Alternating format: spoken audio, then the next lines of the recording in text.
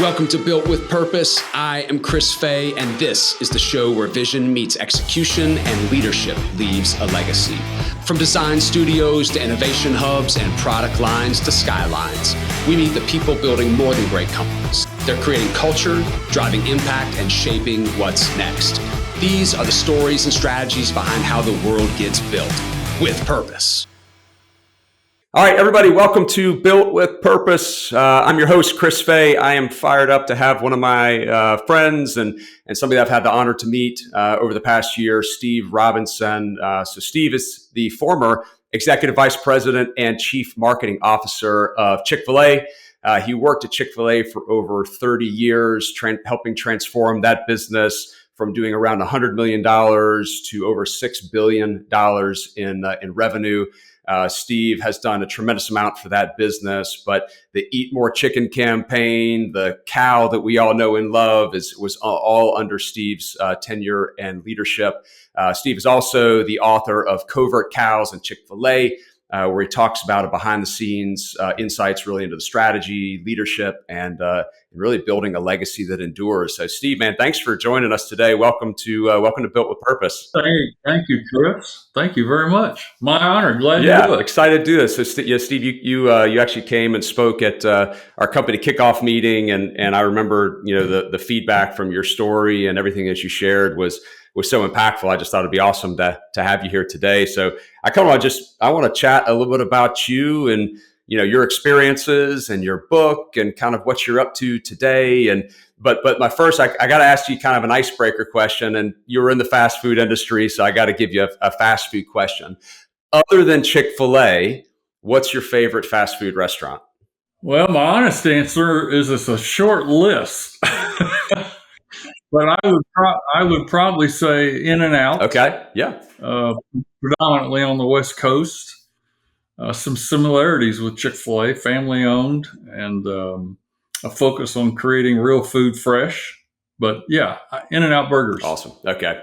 Yeah, it's funny. When I was thinking about that question, I was actually asking myself the same question. I'm like, I'm not sure.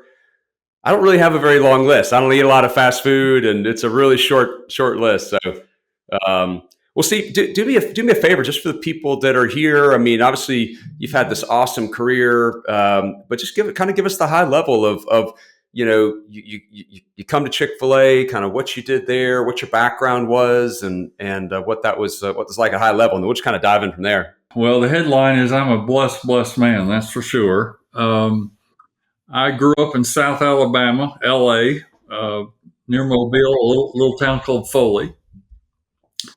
My dad was an entrepreneur. He had a business. He grew hybrid seed corn.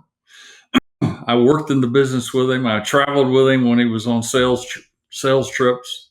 I learned at an early age, nothing happens unless somebody sells something. And I kind of became fascinated with that. And that's back in the era. This is in the late 60s, early 70s. This is back in the era of the evolution of brand management.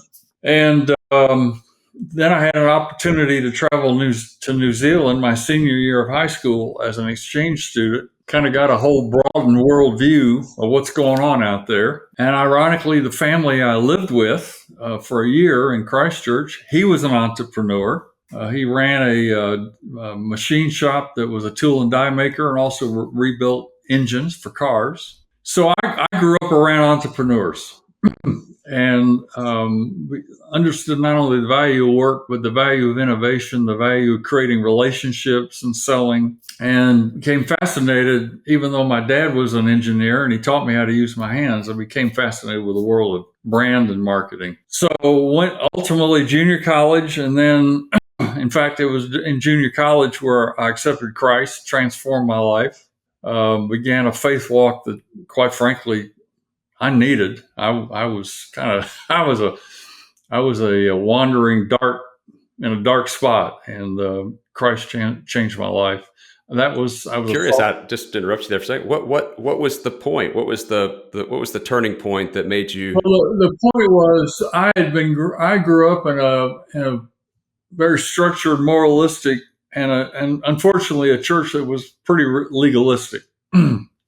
And so my faith for it, well, quite frankly, was all around works and performance, which is completely the antithesis of what the gospel is. But I had not grasped that reality, and I heard a guy who had a ministry with inner city gangs who changed my life when he unpacked the gospel. And I realized, if the gospel can change the life of these gang members, he can change my life.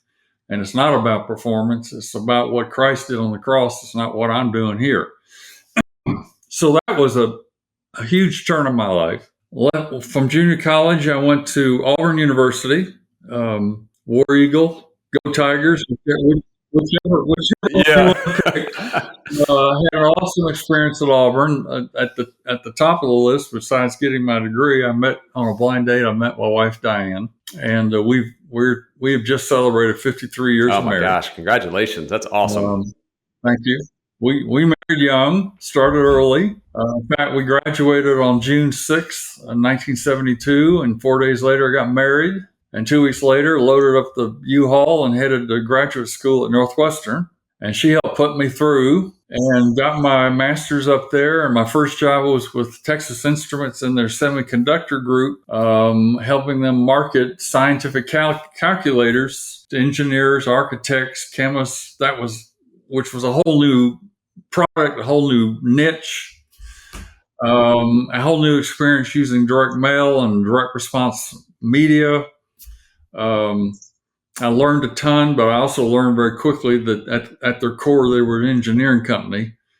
And it was probably not going to be the place for me long term, but I was learning a lot. And I get a phone call about a year into that, and it's director of marketing Six Flags over Texas. And he has an opportunity, and he's the brother of one of my Northwestern graduate student classmates who I had great regard for. And so, sure, let's talk. So I'll keep the story short. He offers me an opportunity with Six Flags in Dallas. I go to work for them. I have an assignment there. I have another 3-year assignment in Orlando. And then in 1967, I get transferred I'm sorry, I got my years wrong. In 1977, I get transferred to Atlanta, Six Flags over Georgia.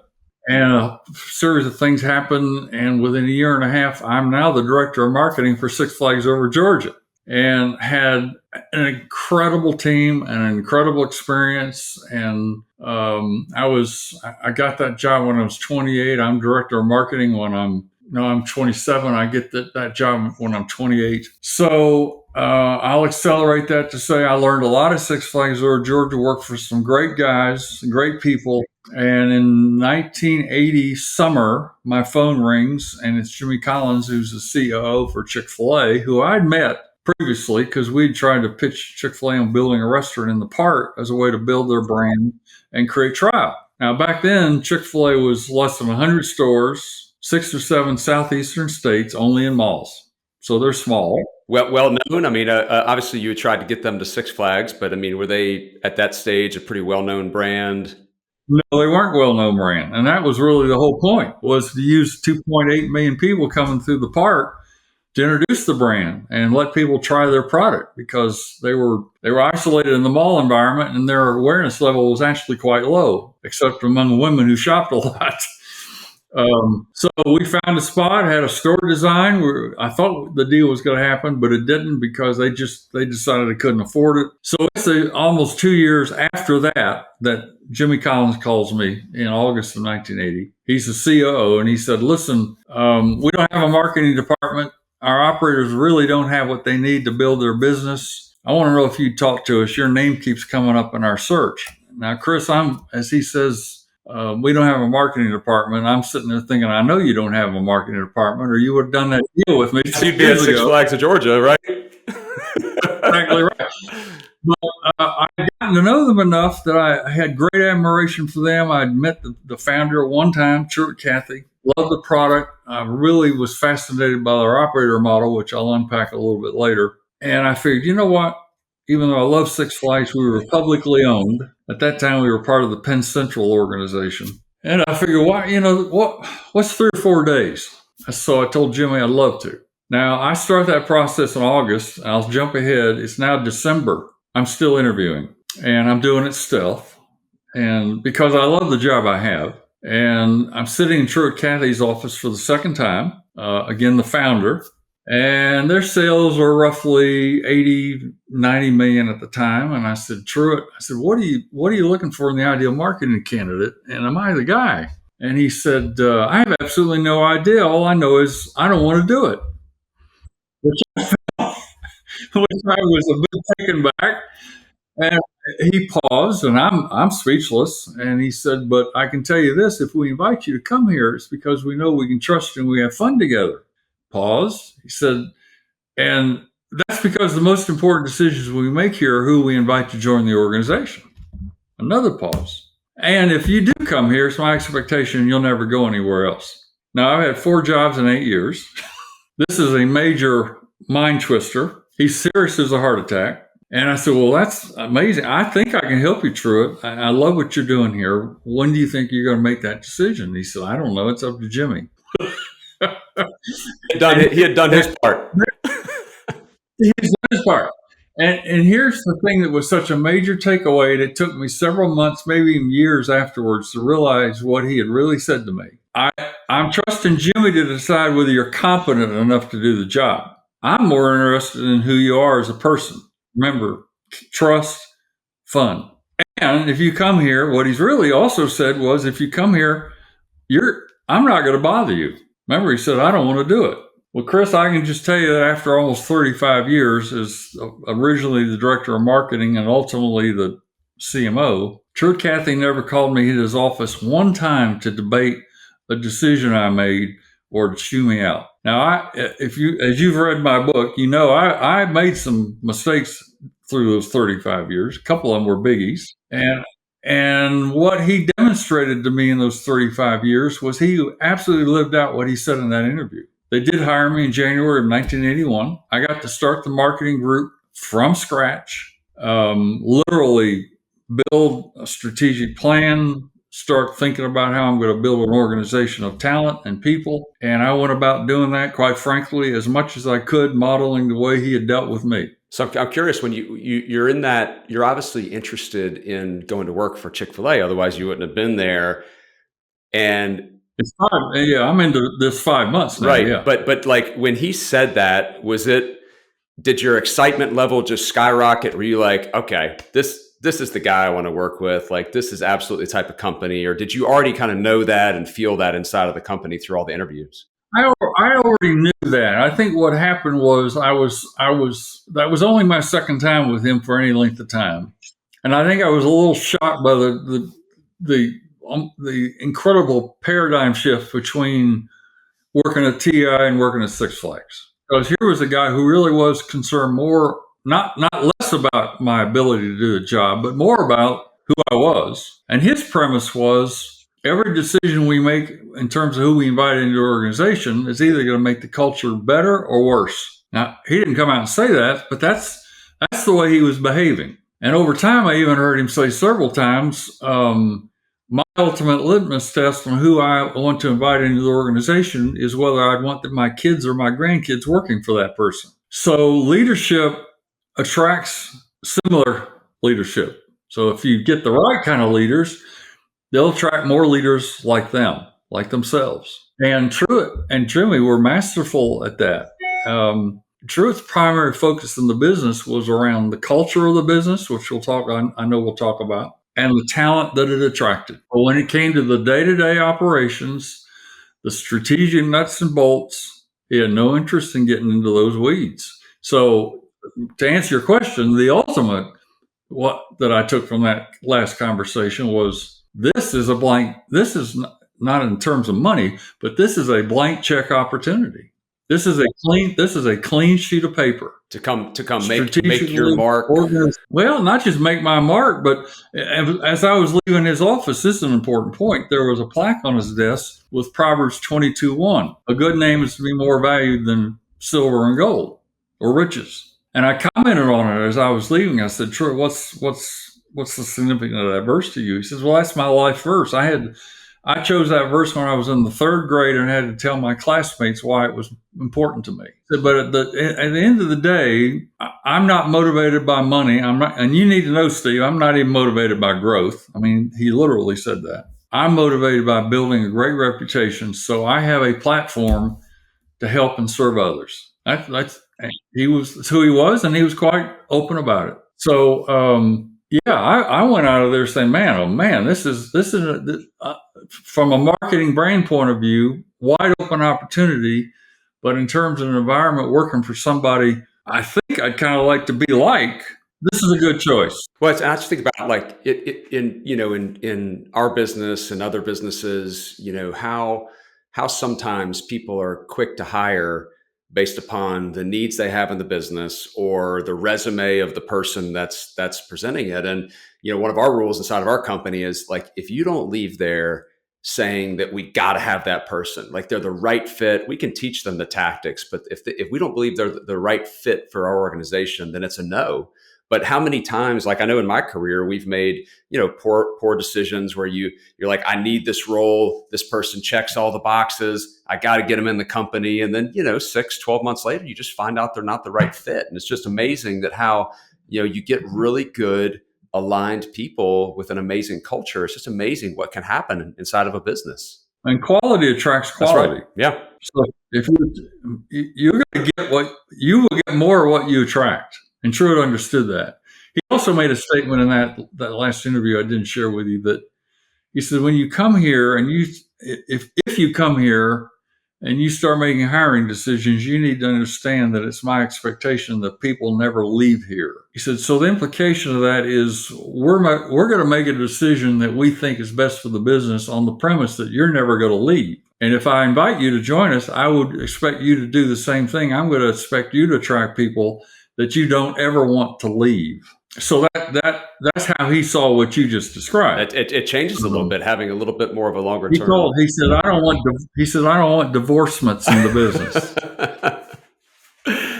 Well, it's funny. I think, one of the things I think about, like in the tech space where we play, there's so much venture capital and changing of hands and private equity and these leaders that come into some of these businesses that, they're like, okay, all I have to do is improve the market valuation over the next 5 or 6 years, and then we'll hand it off to somebody else. And I mean, honestly, to think about what you experience and how refreshing, it is to actually come in and to plan out an organization with people that you want them to retire there. You want them to be a part of that into the foreseeable future. And you have the freedom to build a team that you really want to work with and enjoy working with.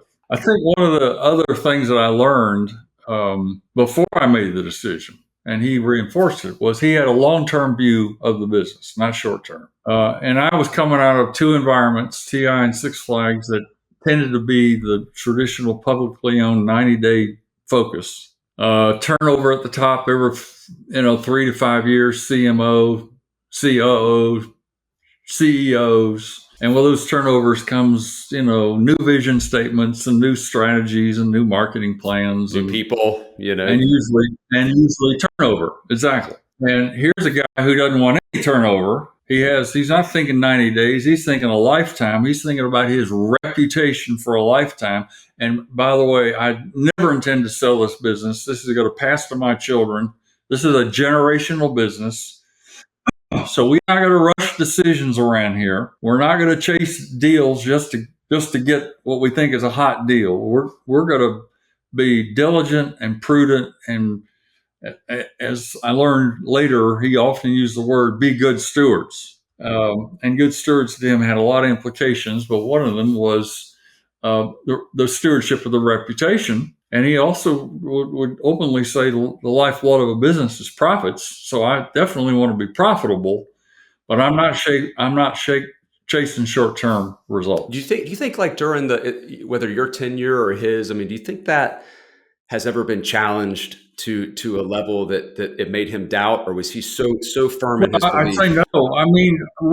He hired several key leaders my age, and eventually within 2 years, we were his executive committee, because at that point, at the point he's interviewing me, they don't have one. And that was kind of the point. They were trying to build the bench of leaders in the marketing space, in the legal space, in the financial space, the design and construction space. So within 2 years, we have an executive committee that five or six of us are all in our 30s, or early 30s. So to answer your question, we pushed on it. We wanted to grow faster. And very often when we're going through annual planning and budgeting and figuring out how many people we need for staffing, whatever we propose, he wants to cut it by half routinely. And his point was, I never want to outgrow our capacity, our infrastructure, our capacity to support the business well. I don't want to overextend debt into the business. I want to leave enough margin with cash that we can pursue opportunities when we want to. I want enough room with cash personally that I can respond to what I think God's doing in my life in the realm of charitable. So I don't want to be under the burden of trying to grow the business so fast. I don't have cash flexibility in my own life. Well, actually, I grew to really appreciate that position and pursued it for Diane and I too. So it ultimately it really became clear in the mid 90s when we did borrow money to buy land. We'd buy land and the building shell with debt, and then all the capital improvements and everything to get the business actually operational came out of cash flow. So at one point we had as much as $250 million of debt. And when he turned 80, which is about 20 years into my tenure there, he comes into one of our meetings one day and he said, "It's my birthday today." And he wasn't coming to all of our meetings, but he shows up this day, says it's my birthday, and we congratulated him. And he said, and Jimmy Collins said, "Well, Truett, what's on your mind on this birthday?" He says, "Well, I've decided a guy who's 80 years old shouldn't have $250 million in debt. I want to get out of debt." Okay. All right. We've been driving growth with debt. We're doing good. Profits are great. Cash flow is great. But when he said he wants flexibility, he wants flexibility. The short of that was it took us about 7 years, but we figured out a way to get out of debt. And the brilliance. I know we're just kind of chasing through the story here, but the brilliance of that experience was it forced us to step back and say, okay, what do we really need in the business? Because we can't afford everything. Slow down the rate of growth, which forced us to really work on innovations and how do we make the existing stores better and how we help the operators grow existing stores. Because if we want to grow, it's not going to be just through adding more units. We're going to have to help the business be very healthy and have real growth. And that implication is we got a really quality talent, not only running the stores, leading the stores, we got to have really quality talent in the home office, driving innovation and the things that are help the operators grow their business. And it really moved us into another generation of driving the brand through innovation in marketing, through food, through hospitality. And so we come out of that 7 years later with no debt. And this business is ready to boom. How do you like in a business like it's growing at such a rapid rate? There's so many people that are involved. Obviously, hiring great people is part of it, but like what worked internally to drive that culture throughout the business? Like, we obviously there's like town halls and internal communication and just face-to-face interactions. Was there something that really worked for you all that like help drive that culture through both the operators and the company? There's a lot of stuff. Believe it or not, the first part of my answer is to go back to the fountainhead of the culture. In 1982, my second year, there was financial crisis in America. You're too young to have experienced it, but interest rates were in the high teens. The economy was really taking a spiral. We had oil, we had gas shortages. It was the Carter years.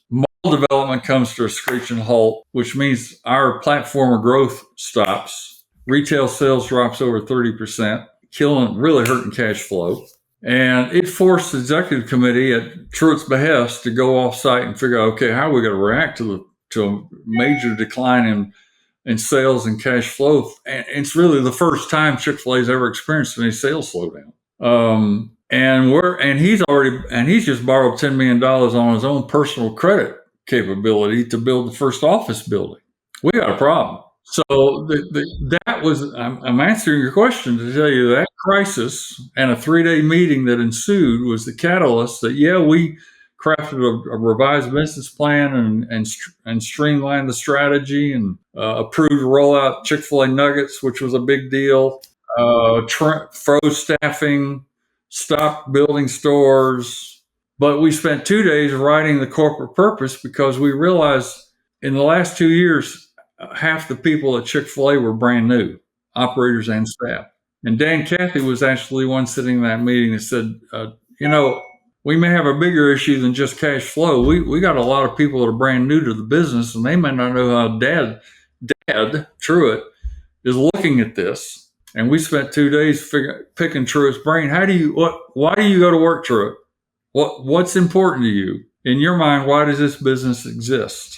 And it led to writing the corporate purpose to glorify God by being a faithful steward of all that is entrusted to us and to have a positive influence on all who would come in contact with Chick-fil-A. 3 big ideas. Glorify God. Truett was a solid believer in Christ. He was grateful for his position of salvation in Christ. He was grateful to have this business, this simple little chicken sandwich, to offer so much potential for him, his family, and others. But he wanted a business that ultimately would glorify God by the way we ran it and the way we behaved. Number 2 was positive influence. Remember Proverbs 22:1, a good name. He wanted a business that would be a platform for not only him, but everyone who was part of Chick-fil-A to have a platform of ministry, of service, that was meaningful to every individual in the business, not just him. But the third big idea, of which those 2 for him really hinged, was great stewardship. He saw people, talent, money, time as things that must be stewarded well in order to do the other 2 things: glorify God and have positive influence. And in his worldview, there are a lot of great teachers, there are a lot of great books out there, but he found the most meaningful book in his life was the Bible and the biblical principles in there. It's one of the greatest management leadership books ever written.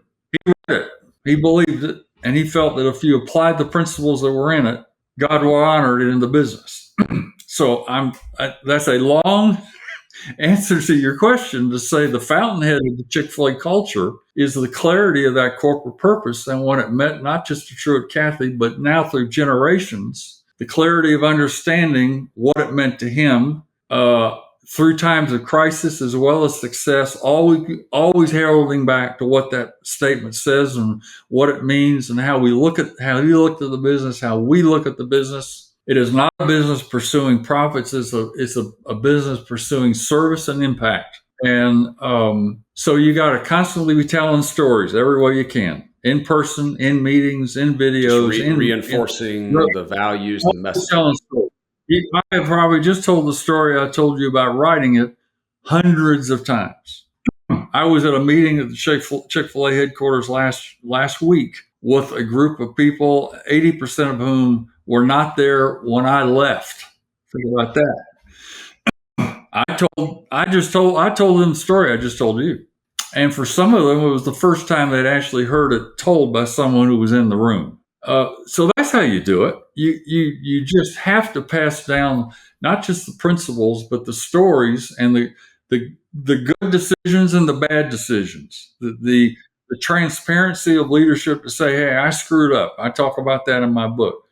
Or that was just the door that God opened it, and praise God, we were smart enough to walk through it. I mean, that's so often true in our life. Certainly true in my life. Some of the best things that ever happened to me and Diane and in the business, I didn't orchestrate them.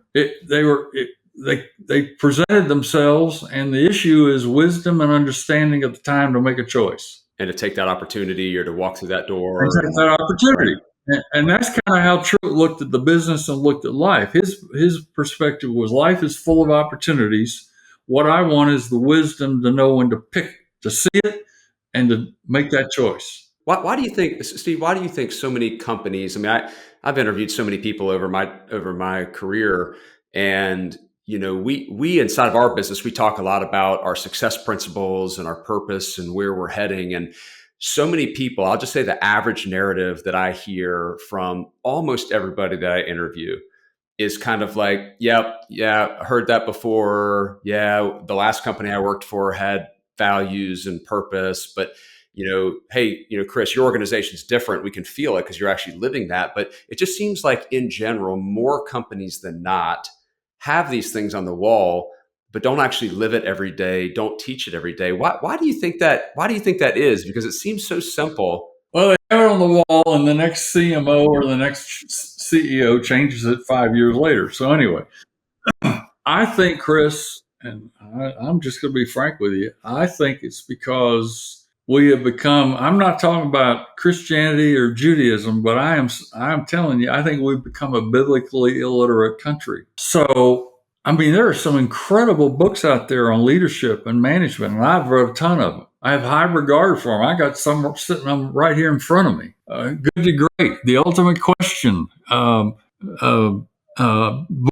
Strategy. Great books, but they're none greater than the book of Proverbs or Psalms or Ecclesiastes or Matthew, where he records Christ's Sermon on the Mount and how to live and how to make decisions in a way that reflects him. Not legalism, but a life that reflects what was important to him. I mean, these were principles that Truett grew up with. He studied them. He stayed in the Word. He taught eighth grade. He taught eighth grade boys for over 30 years, Bible study. And he was not afraid to, as God said, test me in this, that I might prove myself. He says that in Malachi 3. And so Truett was not afraid to test the Word of God, principles in the Word of God, in the marketplace, in the workplace, and how he treated people. So I give you a great example. Malachi 3, verses 8 through 12 talk about tithing and offerings. And God says, he tells his people, you're robbing me because you're not doing that. But then he tells his people, test me in this and see if I'll not bless you beyond anything you can imagine. And oh, by the way, further down, he says, I'll protect your crops. I'll protect your family. If you are obedient and test me in just the principle of tithing. It's the only place in Scripture, by the way, where the word test has a positive outcome. Any other place where he says, test me, it ain't good. Well, that's one example. Truett believed it. And I'm in my first year, and I see the first corporate P&L a few months into my job there, and down at the bottom, he's tithing the business, pre-tax profits. They still tithe the business, pre-tax profits. Now today we're talking lots of tithe. We're talking 9-figure numbers going into ministry work. But I can't sit here and tell you that I didn't see that promise fulfilled in the business. I have no way to tell you that there is no way I can tell you that the leadership of Chick-fil-A, including me, is smart enough to explain stores that have average sales volume of almost $10 million. The business is blessed and favored. They run it with incredible intelligence, excellence, but to have volumes that are over 3 times the average store volume of a McDonald's is a little hard to get your head around. Well, that's just one example. But I just think, it's incredible. You take a step back, and even as you and I were talking, the first question I asked you was about your favorite fast food restaurant, and we have trouble answering that question because we don't eat fast food a lot. But if I could choose Chick-fil-A, I would choose Chick-fil-A. And obviously it's an admired brand. The food is excellent, but the experience that you get there, that you taste and feel from all the people, no matter where you are, is something that is like unrepeatable in any other organization that I've seen. And I also think about the biblical principles being closed on Sundays and how much in some areas that's come under attack. But on the flip side, people, Christians like myself or you, look at this and be like, what an amazing, bold statement to be able to live this out every single day in this huge organization. And I believe that it's been favored. I mean, there's no doubt. And it's hard for me to understand that you have this like shining beacon up on the hill, the shining light of an organization of how to run it. and so few companies actually replicate that model.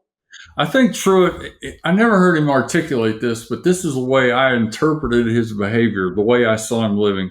I think he decided if I can trust God and trust Christ with my salvation, why can't I trust them with my pocketbook and my business? Which, quite frankly, filtered into my way of thinking too. I mean, real challenge to step back and say, okay, what am I learning in the business that actually can make my family and my marriage better too? So let me give you a couple more examples. You talked about hospitality, the way you're treated. That is it reflects the personality and the values of Truett, but that is in fact a systematic operational model. And we spent over 7 years developing it, but it was developed around one fundamental biblical principle, Matthew 5:41, where Christ told the disciples, listen, when the Roman soldier asks you to carry his pack for a mile, which was the law, I want you to carry it too.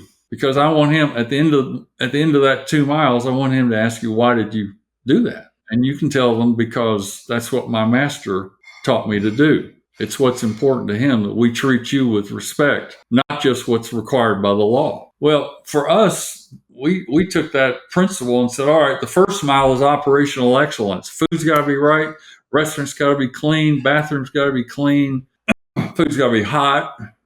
Orders got to be correct. Operational excellence. That's the first mile. The second mile is to be treated with honor, dignity, and respect like you were in a white tablecloth restaurant. Totally unexpected second mile. And we call it second mile service. Now, the only reason we were able to do that, Chris, is because the operator model, which Truett he and Jimmy created in 1967. I won't go into the details, but the net of it is they don't own the stores. Chick-fil-A finds, builds, and equips the stores. They select the operator to run that business. Again, going back to competency, but also character. And after all the operating expenses, including royalties that come to Chick-fil-A, after all the operating expenses, they split the net pre-tax profit every month 50-50. All right, what's that principle? Generosity. Truett's attitude was, if the operator can run a successful business and generate a profit, I am more than willing to let them get half of it, because I know they're going to be focused on every customer. They're going to care about every hire they make because they're going to reflect on them. And they're going to focus on building the business because every incremental profit dollar, they get half of it. And that really is the operating flywheel of the business, is that leadership model. And the operators, it's not owners, it's operators. And then there's only a certain number of stores that an individual can maximum of 2. And that quite frankly is an exception, not the rule. So now you and that deal hasn't changed since 1967. Okay. So what did Truett say to me in the interview? I know we got to be able to trust each other. Well, the operators have learned they can trust Chick-fil-A not to change the deal. And now you have operators making sizable annual 6-figure incomes. And Truett's attitude, and the Cathy family attitude still today, is terrific. So if that operator is making 6 figures X, well, we got the same. Yeah, we got the same amount coming in. And that's after the royalties for the brand that they pay us off the top to use the brand and the services. And the real estate, right? And really, yeah. And so you have a business that it's not a long list, but it's built around, a handful of really crucial biblical principles that makes that thing run. And in effect, Truett figured out a way to. I don't want to make this. I'll be careful. He figured out a way to recreate himself. Well, it's any great founder or CEO. I mean, you've got to figure out a way to not be the linchpin. He figured out a way to recreate himself in every restaurant through that operator. Here's an operator who's highly motivated to take care of every customer, build a business, attract, train, and keep great talent, because every incremental dollar, 50 cents, is theirs.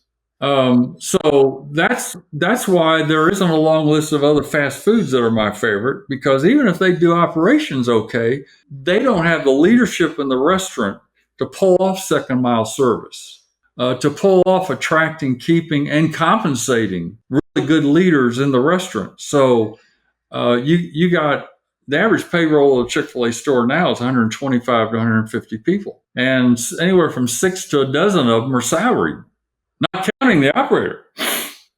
So these are enterprises. This is not one guy or one lady managing one small fast food box. This is and because of the brand and because of the freedom they have to serve the community, generosity, principally through service and food, you have operators doing in their communities for organizations and people the very kind of stuff Truett used to do when he was still running the Dwarf House in Hapeville, Georgia. Has there ever been like a monetary number that says that this much financial impact has been created on an annual basis from Chick-fil-A and all the various stores? No. It's got to be an unbelievable number. By the way, I need to say right up front, I retired in 2016, but sales were just shy of $7 billion when I left. Last year, their sales were just shy of $24 billion. Now that's sales. Okay, that doesn't count for the jobs and the revenues that all the people who support that business enjoyed. It doesn't count for the jobs of all the people those operators employ. It doesn't count for all the money and the food that those operators gave away and in service to the community. I mean, you got most major, for example, one example, most major Chick-fil-A markets, there is at least one operator or group of operators that owns a mobile kitchen, and they're not only using that mobile kitchen at events like road races and football games.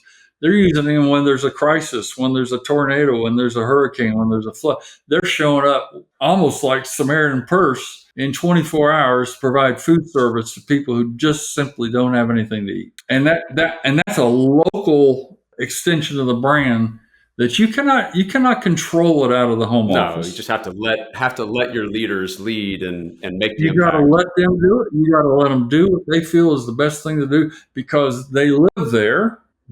They're not going anywhere. When you got businesses like this, the operator turnover is only less than 2% a year. Most of those are retirees. So they're giving back to their communities all. So no, there's no way to calculate it. And then the last thing is, which we talked about earlier, is the money that's flowing now into the Chick-fil-A foundations every year. Making an impact there. Yeah. Well, it is an incredible picture of not only biblical principle, this is an incredible picture of the American entrepreneurial system. Yeah, and I don't want to make it sound simple, but to have a company and a CEO and a founder that is so core in their beliefs of the right way to run a business and the right way to treat people, and then to effectively just scale that vision through others and empower them to go out and lead, and then incent them to do this. I mean, it's a relatively simple concept. And Truett was never motivated by growth. I mean, when we had times of financial pinch, stop it. Don't grow any. Stop building. Just slow down. He was never motivated by growth. He was motivated by service and attracting great talent to the business. He was motivated to impact young people. I won't go through the list. You can go to the Chick-fil-A website. There's all kinds of ministries that he personally started geared to youth, orphans, scholarships, foster homes. It's a long list. And the business gave him that platform. That's all that really motivated him. And just make sure he'd say, just make sure we never run out of chicken and we stay profitable. So I've got to ask you to kind of pivot the conversation about, you've got a couple friends over your shoulder in the picture, but I know that during your tenure, obviously Chick-fil-A is a chicken place and in competition with a lot of fast food chains that are a beef based. And so what's the high level story of the cow and how that came into the business? And I'll try to abbreviate it. We didn't have any real need for traditional advertising until the mid '90s. We were equipping the operators basically to build the business. giving them the ideas, resources they needed to build the business in their stores, in their communities, etc., in their markets. By the mid-90s, though, we had enough stores in about 20 markets where it was time for us to think about, okay, how do we give them air cover for the brand and start to build a little personality around the brand other than just, Joe's Chick-fil-A store. Under the leadership of two guys on my team, we began an agency search. And the short of that was it led to selecting the Richards Group in Dallas. Their hallmark was creative. They'd come up with stuff for Home Depot, the Corona Beach campaign, Fruit of the Loom guys. I'll leave the lights on for you. Tom Bodette, Motel 6, breakthrough creative stuff. And that's why and they had great people. So they got the account, and we couldn't afford TV, radio, didn't have enough stores. We chose to use billboards to build the brand rather than tell you where to turn. And part of the guidelines to them was we want breakthrough creative. We don't want our creative to look like all the other fast food. You don't have to show product at all because, quite frankly, there's nothing sexy looking about a Chick-fil-A sandwich in a photograph. And you put anybody's logo on it, and it could have been Wendy's or Burger King, and the customer wouldn't know the difference. So no, you're not tied to having to show the food. And lastly, we like to have fun around here. We prefer to have a campaign that's fun. It's just kind of, Truett was fun. Truett was a jokester. Why can't we extend that into the marketplace? Well, they came back with some great ideas using 3D billboards, and about the third wave of creative they presented us with these guys behind me, Eat More Chicken. We put it up on one board in Atlanta just before the Olympics. Just one board, just south of the brand new Olympic Stadium, which became the Brave Stadium downtown. Huge response. Immediately put the board up in our top 20 markets, just one board per city. We paid for it, see what would happen. Huge response. Chatter on radio talk shows, media magazines covering it, out of the box, creative. 2 cows in Chattanooga were stolen off the billboard by some kids. We got a big wire service and CNN story out of that. Did you ever get the cows back? Okay, I was about to say. We personally said if whoever stole the cows, you bring them back. We won't prosecute you. We'll give free Chick-fil-A for a year. And these 3 kids brought them back wearing bags over their head. Story. Yes. So we got a big story out of that. So that billboard led to saying to the agency, we think you got a big idea here that's bigger than one board. Will you go back, take 3 months if you need it? What would this look like if the cows were the brand bovine spokesman for the brand? What would a campaign look like? And the rest is history, Chris. They started coming in with creative concepts for TV and radio and print and in-store and promotions. And then when we got interested in college football, how do we take it into the college football space? How do we activate inside of stadiums and inside the dome where it's not just a game, but it's an experience and the cows are involved in it? And we got cows falling out of the rafters with parachutes. I still remember I still remember being at the Peach Bowl and having thousands of cows parachuting down from the rooftops.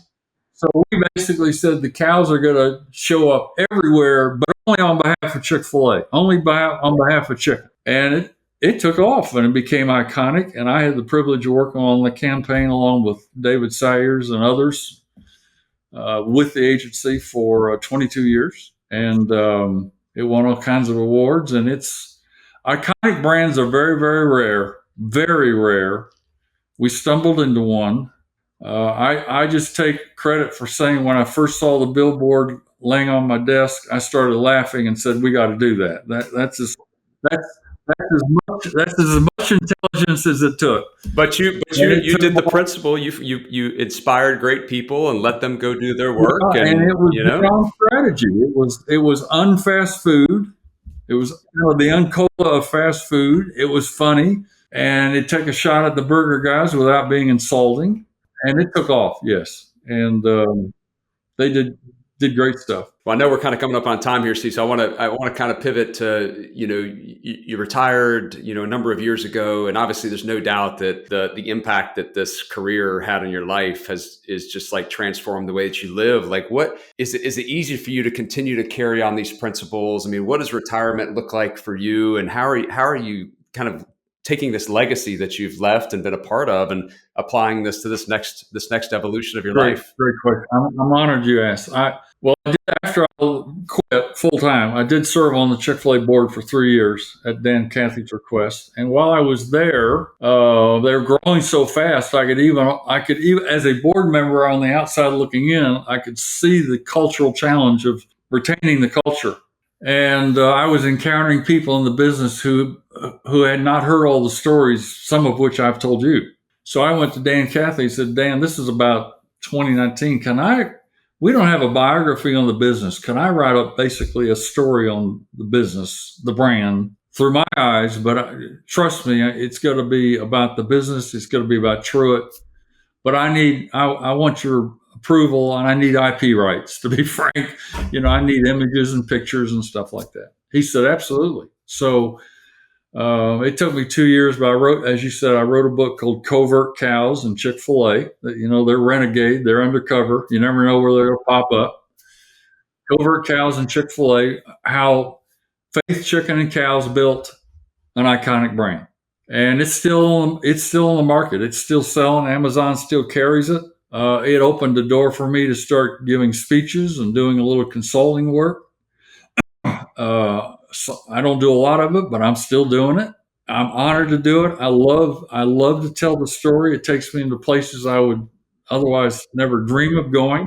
I mean, mostly private firms, but not totally. I mean, last February, I spoke to the leadership team at Eli Lilly. Mammoth. But their growth is off the charts. They got cultural challenges and message management issues. I'm doing a speech in November back at Auburn for the leadership team at Auburn University.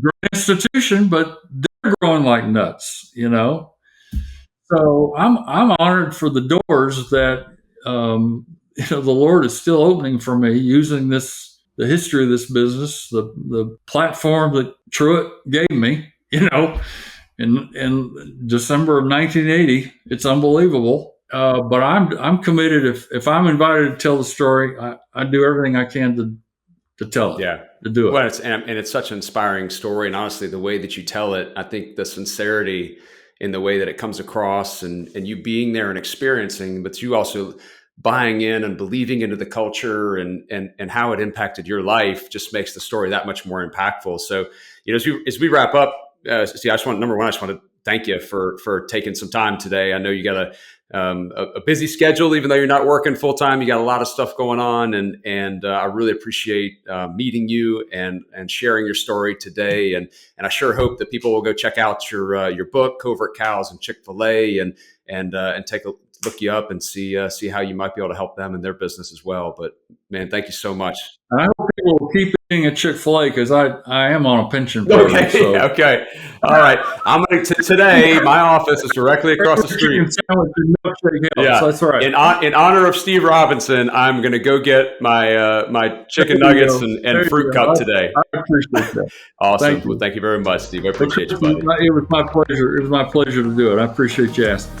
Okay, thanks for joining me on Built with Purpose. If you have enjoyed today's episode, subscribe, share, and leave us a review. It helps more bold leaders find the show. For resources and show notes, visit our website and connect with me, Chris Fay, on LinkedIn.